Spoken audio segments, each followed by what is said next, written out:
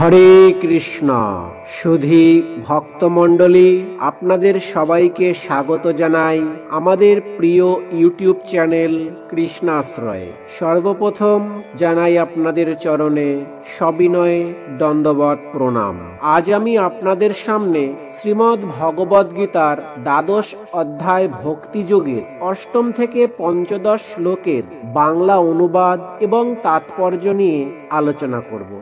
ভক্তিযোগে ভগবান শ্রীকৃষ্ণ যেসব গুণকে ভক্তের জীবনের প্রাধান্য দিয়েছেন, সেই সব গুণ আমাদের জীবনে প্রয়োগ করলে কিভাবে আমরা ঈশ্বর চেতনায় জীবনযাপন করতে পারি তা আমরা এখন শিখতে পারি। তাহলে চলুন সময় নষ্ট না করে শুরু করি আজকের গীতা পাঠ আলোচনা। প্রথমে আমরা মঙ্গলাচরণ করে নেব। ওম অজ্ঞানতিমিরন্ধস্য জ্ঞানাঞ্জনং শলাকয়া চক্ষুরুন্মীলিतं জ্ঞান তস্मै শ্রীগুরবে নমঃ।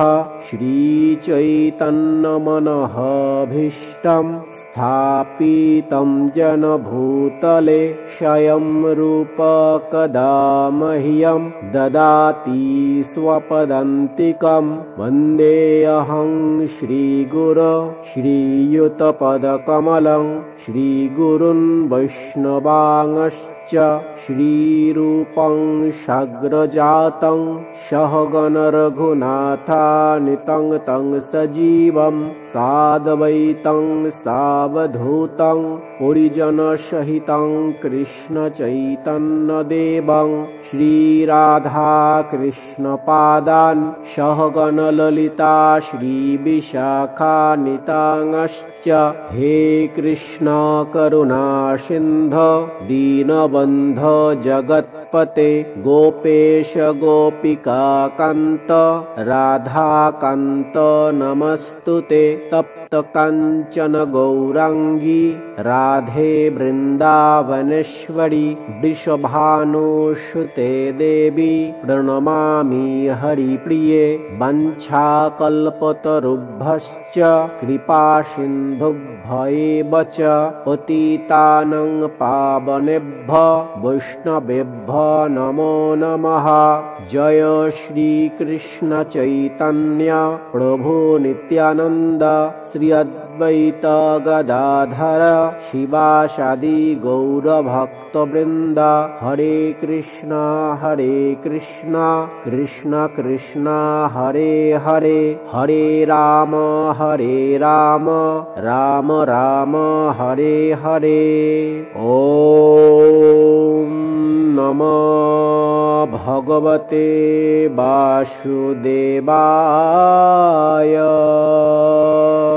ओम नमो भगवते वासुदेवाय।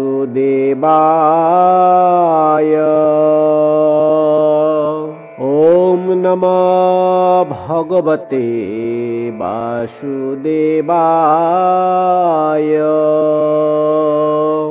नारायणं नमस्कृत्यं नरं चैव नरोत्तमं देवीं सरस्वतीं व्यासं ततो जयमुदीरयेत्। नष्टं प्रायेषु अभद्रेषु नित्यं भागवत सेवया भगवतीरुत्तमश्लोके भक्तिर्भवति नैष्टिकीं। मूकं करोति वाचालं पङ्गुर्लङ्घायते गिरिं यत्कृपातमहं वन्दे श्रीगुरो दीनतारिणं। परमानन्दमाधवं श्रीचैतन्यईश्वरं। कृष्णाय वासुदेवाय हरये परमात्मने प्रणतः क्लेशनाशाय गोविन्दाय नमो नमः। अथा श्रीमद्भगवद्गीता যথাযথ দ্বাদশ অধ্যায়। ভগবান বললেন, অতএব আমাতেই তুমি তোমার মন সমাহিত করো এবং আমাতেই সমস্ত বুদ্ধি অর্পণ করো। তার ফলে তুমি সর্বদাই আমার নিকটে বাস করবে, সেই সম্বন্ধে কোনো সন্দেহ নেই। তাৎপর্য: যিনি ভগবান শ্রীকৃষ্ণের ভক্তিযুক্ত সেবায় রত, তিনি ভগবানের সঙ্গে সরাসরি সম্পর্কযুক্ত হয়ে জীবন ধারণ করেন। তাই তিনি যে প্রথম থেকেই অপ্রাকৃত স্তরে অধিষ্ঠিত, সেই সম্বন্ধে কোনো সন্দেহ নেই। ভক্ত জড়জাগতিক স্তরে স্থিত নন, তার জীবন কৃষ্ণ কেন্দ্রিক। ভগবানের নাম স্বয়ং ভগবান থেকে অভিন্ন। তাই ভক্ত যখন হরে কৃষ্ণ মহামন্ত্র কীর্তন করেন, তখন শ্রীকৃষ্ণ ও তার অন্তরঙ্গা শক্তি ভক্তের জিহ্বায় নর্তন করেন। যখন ভক্ত শ্রীকৃষ্ণকে ভোগ নিবেদন করেন, শ্রীকৃষ্ণ তখন সেই ভোগ সরাসরি ভাবে গ্রহণ করেন এবং শ্রীকৃষ্ণের সেই উচ্ছিষ্ট প্রসাদ খেয়ে ভক্ত কৃষ্ণ ভাবনাময় হয়ে ওঠেন। সেটি যে কি করে সম্ভব হয় ভগবানের সেবায় ব্রতী না হওয়া পর্যন্ত তা বুঝতে পারা যায় না। যদিও ভগবদ্গীতা ও অন্যান্য বৈদিক শাস্ত্রে এই পদ্ধতি বর্ণনা করা হয়েছে। হে ধনঞ্জয়, তুমি যদি স্থিরভাবে আমাতে চিত্ত সমাহিত করতে সক্ষম না হও, তাহলে ভক্তিযোগের অভ্যাসের দ্বারা আমাকে প্রাপ্ত হতে ইচ্ছা করো। তাৎপর্য: এই শ্লোকে ভক্তিযোগের দুটি ক্রমোন্নতির কথা বলা হয়েছে। প্রথমটি তাদের ক্ষেত্রে প্রযোজ্য যারা অপ্রাকৃত প্রেমে পরমেশ্বর ভগবান শ্রীকৃষ্ণের প্রতি আসক্ত হয়েছেন, আর অপরটি যারা অপ্রাকৃত প্রেমে ভগবানের প্রতি আসক্ত হতে পারেনি। এই দ্বিতীয় স্তরের ভক্তদের জন্য নানা রকম বিধিনিষেধের নির্দেশ দেওয়া হয়েছে, যা অনুশীলন করার মাধ্যমে শ্রীকৃষ্ণের প্রতি আসক্তির স্তরে উন্নীত হওয়া যায়। ভক্তিযোগ ইন্দ্রিয়গুলিকে নির্মল করার পন্থা। ভব সংসারে বর্তমানে ইন্দ্রিয় তর্পণে নিরত থাকার ফলে মায়াবদ্ধ জীবের ইন্দ্রিয়গুলি সর্বদা কলুষিত হয়ে আছে, কিন্তু ভক্তিযোগ অনুশীলন করার ফলে এই সমস্ত ইন্দ্রিয়গুলি নির্মল হয় এবং নির্মল স্তরে তারা স্বাভাবিকভাবে পরমেশ্বর ভগবানের সংস্পর্শে আসে। এই জড়জগতে আমি কোনো না কোনো মালিকের চাকরি করতে পারি, কিন্তু সে দাসত্ব ভালোবাসার নয়। আমি কেবলমাত্র কিছু টাকা পাওয়ার জন্য সেই চাকরি করি, আর সেই মালিকও আমাকে ভালোবাসে না, আমার কাছ থেকে কাজ আদায় করে আমাকে পারিশ্রমিক দেয়। সুতরাং যেখানে ভালোবাসার কোনো প্রশ্নই উঠতে পারে না, কিন্তু পারমার্থিক জীবনে নির্মল দিব্য প্রেমের স্তরে উন্নীত হতে হবে। আমাদের বর্তমান ইন্দ্রিয়গুলি দিয়ে ভগবানের সেবা করার মাধ্যমে সেই প্রেমভক্তির স্তর লাভ করা যায়। সকলের হৃদয়ে এই ভগবৎ প্রেম সুপ্ত অবস্থায় রয়েছে এবং সেই ভগবৎ প্রেম বিভিন্ন রূপে প্রকাশিত হয়, কিন্তু জড়জাগতিক সঙ্গের প্রভাবে তা কলুষিত হয়ে পড়েছে। এখন জড় বিষয়ের প্রভাব থেকে আমাদের হৃদয়কে নির্মল করতে হবে এবং আমাদের হৃদয়ের সুপ্ত কৃষ্ণ প্রেমকে পুনরুজ্জীবিত করতে হবে। সেটি সর্বাঙ্গীন পন্থা। ভক্তিযোগ অনুশীলন করতে হলে দক্ষ সদ্গুরুর তত্ত্বাবধানে কতগুলি বিধিনিয়ম পালন করা কর্তব্য। যেমন খুব সকালে ঘুম থেকে ওঠা, স্নান করে মন্দিরে গিয়ে আরতি করা, হরে কৃষ্ণ মহামন্ত্র কীর্তন করা, তারপর ফুল তুলে ভগবানের শ্রীচরণে তা নিবেদন করা, ভোগ রন্ধন করে তা ভগবানকে নিবেদন করা, প্রসাদ গ্রহণ করা ইত্যাদি নানা রকমের বিধিনিয়ম অনুশীলন করতে হয়।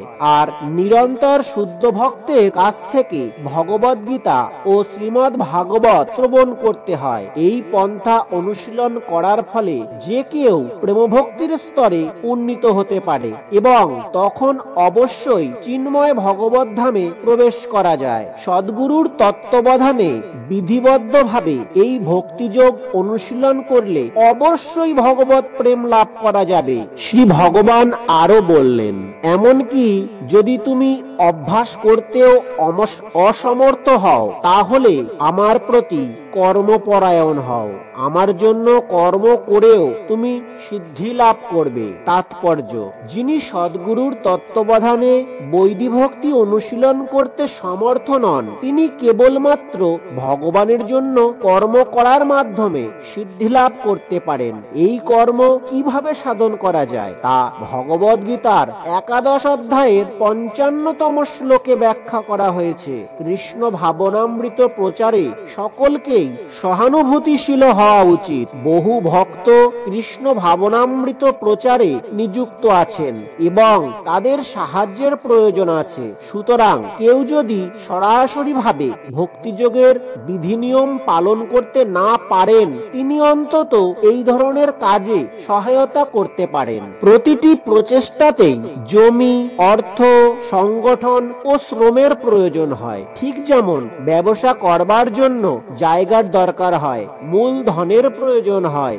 শ্রমের প্রয়োজন হয় এবং তা প্রসারের জন্য সংগঠনের প্রয়োজন হয়, তেমনি শ্রীকৃষ্ণের সেবাতেও এগুলির প্রয়োজন আছে।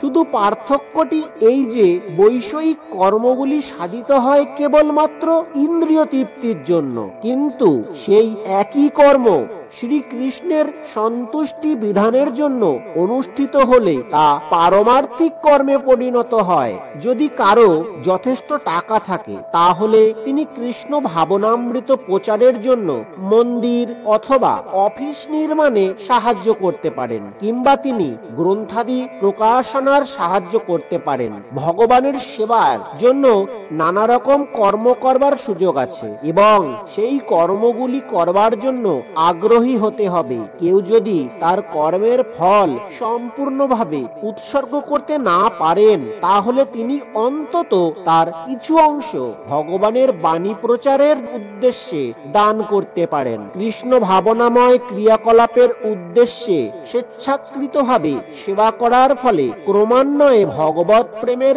উচ্চতর পর্যায়ে উন্নীত হওয়া যায়, যার ফলে জীবনে পূর্ণতা লাভ করা যায়।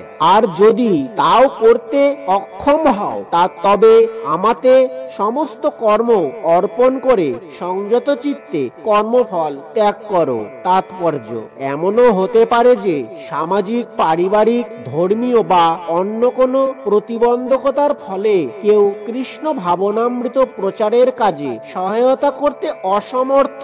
প্রত্যক্ষভাবে কেউ যদি কৃষ্ণ ভাবনামৃত প্রচারের কাজে যুক্ত হন, তাহলে হয়তো তার পরিবারের কাছ থেকে আপত্তি আসতে পারে বা নানা রকমের অসুবিধা দেখা দিতে পারে। যার এই রকমের সমস্যা থাকে, তার প্রতি উপদেশ দেওয়া হচ্ছে যে তার কর্মের সঞ্চিত ফল কোনো সৎ উদ্দেশ্যে তিনি অর্পণ করতে পারেন। বৈদিক শাস্ত্রে এই ধরনের বিধান দেওয়া হয়েছে। সেখানে নানা রকম যজ্ঞবিধির বর্ণনা করা হয়েছে এবং বিশেষ পূর্ণ কর্ম অনুষ্ঠানের উল্লেখ করা হয়েছে, যাতে পূর্বকৃত কর্মের ফল অর্পণ করা যায়। এভাবেই ধীরে ধীরে দিব্য জ্ঞান লাভের স্তরে উন্নীত হওয়া যায়। এমনও দেখা যায় যে কৃষ্ণ ভাবনাময় কার্যকলাপে নিরুৎসাহী লোকেরা হাসপাতাল অথবা অন্য কোনো সামাজিক প্রতিষ্ঠানের জন্য দান করে থাকেন। এভাবে তারা বহু কষ্টে উপার্জিত অর্থ দান করার মাধ্যমে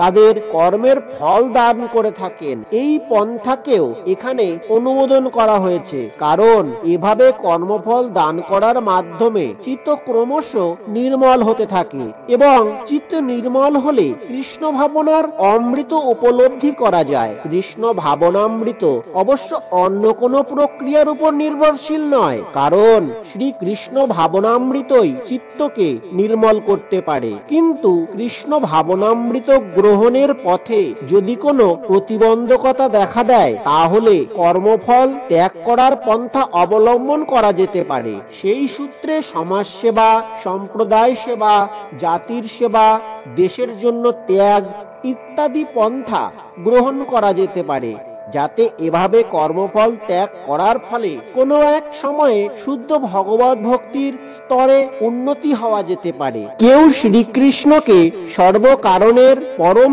কারণ রূপে উপলব্ধি না করেও যদি পরম কারণের উদ্দেশ্যে কোনো কিছু অর্পণ করতে মনস্থ করে থাকেন, তাহলে সেই কর্ম অর্পণ রূপে ত্যাগের মাধ্যমে তিনি ধীরে ধীরে এক সময় জানতে পারবেন যে শ্রীকৃষ্ণই সর্বকারণের পরম কারণ। শ্রীকৃষ্ণ আরো বললেন, তুমি যদি এই প্রকার অভ্যাস করতে সক্ষম না হও তাহলে জ্ঞানের অনুশীলন করো। জ্ঞান থেকে অবশ্য ধ্যান শ্রেষ্ঠ এবং ধ্যান থেকে কর্মফল ত্যাগ শ্রেষ্ঠ, কেননা এই প্রকার কর্মফল ত্যাগে শান্তি লাভ হয়। তাৎপর্য: পূর্ববর্তী শ্লোকগুলিতে উল্লেখ করা হয়েছে যে ভক্তি দুই রকমের, বৈদিক ভক্তির পন্থা এবং পরমেশ্বর ভগবানের প্রতি আসক্তিজনিত প্রেম ভক্তির পন্থা। যারা কৃষ্ণ ভাবনার আদর্শ অনুসরণ করতে অসমর্থ তাদের পক্ষে জ্ঞানের অনুশীলন করাই শ্রেয়, কারণ জ্ঞানের মাধ্যমে তারা তাদের যথার্থ স্তর সম্বন্ধে অবগত হতে পারেন। জ্ঞানের প্রভাবে তারা ধীরে ধীরে ধ্যানের স্তরে উন্নীত হতে পারেন এবং ধ্যানের প্রভাবে ধীরে ধীরে পরমেশ্বর ভগবানকে জানতে পারেন। কতকগুলি পন্থা আছে যা অনুশীলন করার ফলে পরমেশ্বর ভগবানকে নির্বিশেষ নিরাকার বলে মনে হয় এবং সেই প্রকার ধ্যানের পন্থা প্রয়োজন হয় তখনই যখন কেউ ভক্তিযোগ অনুশীলন করতে অসমর্থ হন। যদি কেউ এভাবে ধ্যান করতে সক্ষম না হন তাহলে বৈদিক শাস্ত্রের নির্দেশ অনুসারে ব্রাহ্মণ, ক্ষত্রিয়, বৈশ্য ও শূদ্রদের জন্য নির্দিষ্ট বর্ণাশ্রম ধর্ম অনুশীলন করা যেতে পারে। সেই সম্বন্ধে ভগবদ গীতার শেষ অধ্যায়ে বিশেষভাবে বিশ্লেষণ করা হয়েছে। কিন্তু প্রতিটি ক্ষেত্রেই কর্মফল ত্যাগ করতে হয়, অর্থাৎ কোনো সৎ উদ্দেশ্যে কর্মফল নিবেদন করতে হয়। সংক্ষেপে বলা যায় যে জীবনের পরম উদ্দেশ্য ভগবানের সমীপবর্তী হবার দুটি পন্থা আছে। একটি পন্থা ক্রমিক উন্নতি সাধন এবং অপরটি প্রত্যক্ষ বা সরাসরি পন্থা। কৃষ্ণ ভাবনাময় ভক্তিযোগ প্রত্যক্ষ পন্থা এবং অপরটি কর্মফল ত্যাগের পন্থা। কর্মফল ত্যাগ করার ফলে জ্ঞানের স্তরে উন্নীত হওয়া যায়, তারপরে ধ্যানের স্তরে, তারপরে পরমাত্মা উপলব্ধির স্তরে এবং সর্বশেষে পরমেশ্বর ভগবানকে উপলব্ধির স্তরে। কেউ ধাপে ধাপে এগোতে পারেন অথবা প্রত্যক্ষ পন্থা অবলম্বন করতে পারেন। প্রত্যক্ষ পন্থাটি গ্রহণ করা সকলের পক্ষে সম্ভব নয়, তাই ক্রমিক উন্নতির পন্থাটিও মঙ্গলজনক। তবে এখানে বুঝতে হবে যে পরোক্ষ পন্থাটি অর্জুনের জন্য অনুমোদিত হয়নি, কারণ তিনি ইতিমধ্যেই পরমেশ্বর ভগবানের প্রতি প্রেমভক্তির স্তরে অধিষ্ঠিত ছিলেন। যারা সেই স্তরে অধিষ্ঠিত নন তাদের জন্যই কেবল এভাবে বৈরাগ্য, জ্ঞান, ধ্যান, ব্রহ্ম উপলব্ধি, পরমাত্মার উপলব্ধি আদির মাধ্যমে ক্রমিক উন্নতির নির্দেশ দেওয়া হয়েছে। কিন্তু ভগবদ গীতায় প্রত্যক্ষ পন্থার উপরেই জোর দেওয়া হয়েছে। প্রত্যেককেই প্রত্যক্ষ পন্থা অবলম্বন পূর্বক পরমেশ্বর ভগবান শ্রীকৃষ্ণের চরণে সর্বতভাবে আত্মনিবেদন করার উপদেশ দেওয়া হয়েছে।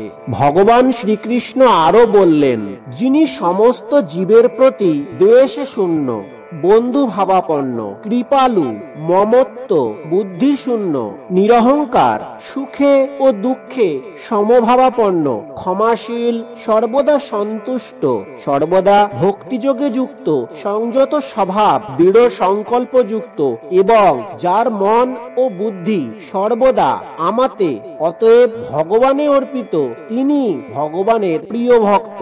তাৎপর্য: পুনরায় শুদ্ধ ভক্তির উল্লেখ করার পর এই শ্লোক দুটিতে ভগবান শুদ্ধ ভক্তের অপ্রাকৃত গুণাবলীর বর্ণনা করেছেন। শুদ্ধ ভক্ত কোনো অবস্থাতেই বিচলিত হন না। তিনি কারো প্রতি ঈর্ষাপরায়ণ নন, এমনকি তিনি তার শত্রুর প্রতিও শত্রুতা করেন না। তিনি মনে করেন আমার পূর্বকৃত কর্মের দোষে এই লোকটি আমার প্রতি শত্রুবৎ আচরণ করছে, তাই কোন রকম প্রতিবাদ না করে নীরবে সে কষ্ট সহ্য করাই শ্রেয়। শ্রীমদ্ ভাগবতে বলা হয়েছে, ভক্ত যখনই কোনো দুঃখ কষ্ট ভোগ করেন বা অসুবিধার সম্মুখীন হন, তখন তিনি মনে করেন এটি তার প্রতি ভগবানেরই কৃপা। তিনি মনে করেন আমার পূর্বকৃত অপকর্মের ফলস্বরূপ আমার দুঃখের বোঝা আরো বেশি হওয়া উচিত ছিল, কিন্তু পরমেশ্বর ভগবানের কৃপার ফলে আমার এই দুঃখের ভার লাঘব হয়েছে। ভগবান শ্রীকৃষ্ণের কৃপায় আমি কেবল অল্প একটু কষ্ট পাচ্ছি, তাই নানা দুঃখ দুর্দশা সত্ত্বেও তিনি সর্বদাই শান্ত, নীরব ও সহনশীল। ভগবত ভক্ত সকলের প্রতি করুণা প্রদর্শন করেন, এমনকি তার শত্রুর প্রতিও। নির্মম বলতে বোঝায় যে ভক্ত দেহ সম্পর্কিত দুঃখ ও যন্ত্রণাকে তত গুরুত্ব দেন না, কারণ তিনি ভালোভাবে জানেন যে তিনি জড় দেহ নন। তিনি তার জড় দেহটিকে তার স্বরূপ বলে মোটেই মনে করে না, তাই তিনি সর্বতভাবে অহংকার মুক্ত এবং সুখ ও দুঃখ উভয় অবস্থাতেই সমভাবাপন্ন। তিনি সহিষ্ণু এবং পরমেশ্বর ভগবানের কৃপায় তিনি যা পান তা নিয়েই সন্তুষ্ট থাকেন। অত্যধিক কষ্ট স্বীকার করে কোনো কিছু পাওয়ার জন্য তিনি অধিক প্রয়াস করেন না, তাই তিনি সর্বদাই উৎফুল্ল। তিনি যথার্থ যোগী, কারণ তিনি তার গুরুদেবের আদেশ শিরোধার্য করে তা পালন করার জন্য দৃঢ় সংকল্প এবং তার ইন্দ্রিয়গুলি সংযত হওয়ায় তিনি দৃঢ় সংকল্পযুক্ত। তিনি কখনোই কুতর্কের দ্বারা প্রভাবিত হন না, কারণ ভগবত ভক্তির প্রতি তার দৃঢ় নিষ্ঠা থেকে কেউ তাকে বিচলিত করতে পারে না। তিনি সর্বতভাবে সচেতন যে শ্রীকৃষ্ণই শাশ্বত চিরন্তন ভগবান, তাই কেউ তাকে বিচলিত করতে পারে না। তার এই সমস্ত গুণাবলী থাকার জন্য তিনি পরমেশ্বর ভগবানের শ্রী চরণে নিজের মন ও বুদ্ধি সর্বতভাবে অর্পণ করতে পারেন। এই প্রকার উন্নত মানের ভগবত ভক্তি নিঃসন্দেহে অত্যন্ত দুর্লভ, কিন্তু ভগবত ভক্ত ভক্তিযোগের বিধিনিষেধ পালন করার ফলে সেই স্তরে অধিষ্ঠিত হন। অধিকন্তু ভগবান বলেছেন যে এই ধরনের ভক্ত তার অতীব প্রিয়, কেননা তার পূর্ণ কৃষ্ণ ভাবনাময় সমস্ত কার্যকলাপের জন্য ভগবান সর্বদাই তার প্রতি সন্তুষ্ট থাকেন। ভগবান আরো বললেন, যার থেকে কেউ উদ্বেগ প্রাপ্ত হয় না, যিনি কারো দ্বারা উদ্বেগ প্রাপ্ত হন না এবং যিনি হর্ষ, ক্রোধ, ভয় ও উদ্বেগ থেকে মুক্ত, তিনি আমার অত্যন্ত প্রিয়। তাৎপর্য: ভক্তের আরো কয়েকটি গুণের কথা এখানে বর্ণনা করা হয়েছে। এই ধরনের ভক্ত কখনোই কারো দুঃখ, উৎকণ্ঠা, ভয় অথবা অসন্তোষের কারণ হন না। যেহেতু ভক্ত সকলের প্রতি কৃপাপরায়ণ, তাই তিনি কখনোই এমন কোনো কাজ করেন না যার ফলে কারো উদ্বেগের সৃষ্টি হতে পারে। তেমনি কেউ যদি ভক্তকে উদ্বেগ দিতে চায়, তাতে তিনি বিচলিত হন না। ভগবানেরই কৃপার ফলে তিনি এমন ভাবে অভ্যস্ত যে কোন রকম বাহ্যিক গোলযোগের দ্বারা তিনি বিচলিত হন না। প্রকৃতপক্ষে ভক্ত যেহেতু সর্বদাই শ্রীকৃষ্ণের ভাবনায় মগ্ন এবং শ্রীকৃষ্ণের সেবায় নিয়োজিত থাকেন, তাই জড়জগতের কোনো অবস্থায় তাকে বিচলিত করতে পারে না। বৈষয়িক মানুষ সাধারণত ইন্দ্রিয় সুখ ও দেহ সুখের সম্ভাবনায় অত্যন্ত আনন্দিত হয়, কিন্তু অন্যের ইন্দ্রিয় সুখ ভোগের সামগ্রী দেখলে এবং তা যদি তার কাছে না থাকে, তখন সে খুব বিমর্ষ ও পরশ্রী কাতর হয়ে পড়ে। তখন সে দেখে তার শত্রুর আক্রমণের সম্ভাবনা হয়েছে, তখন সে খুব ভীত সন্ত্রস্ত হয়ে পড়ে এবং তার জীবনে ব্যর্থতা এলে সে হতাশ হয়ে পড়ে। কিন্তু কৃষ্ণ ভক্ত সর্বদাই এই সমস্ত উপদ্রবে অবিচলিত, তাই তিনি ভগবান শ্রীকৃষ্ণের অত্যন্ত প্রিয়। আজ আমরা ভক্তিযোগের অষ্টম থেকে পঞ্চদশ শ্লোক নিয়ে আলোচনা করলাম, যেখানে ভগবান শ্রীকৃষ্ণ ভক্তদের মধ্যে থাকা গুণাবলী এবং কিভাবে তার প্রতি প্রেম ও ভক্তি দিয়ে পূর্ণ জীবনযাপন করা যায় তা ব্যাখ্যা করেছেন। আপনাদের যদি এই আলোচনা ভালো লেগে থাকে তবে অবশ্যই ভিডিওটি লাইক করুন, শেয়ার করুন এবং আমাদের চ্যানেল কৃষ্ণাশ্রয়টি সাবস্ক্রাইব করুন। আপনারা কমেন্টে জানাবেন এই আলোচনা থেকে কি শিখলেন। পরবর্তী ভিডিওতে আমরা আরো গভীরভাবে শ্রীমদ্ ভগবদ গীতার পরবর্তী শ্লোকগুলো নিয়ে আলোচনা করব। পরবর্তী ভিডিওতে আবার দেখা হবে। ততদিন শ্রীকৃষ্ণের আশীর্বাদে ভালো থাকুন, সুস্থ থাকুন। হরে কৃষ্ণ।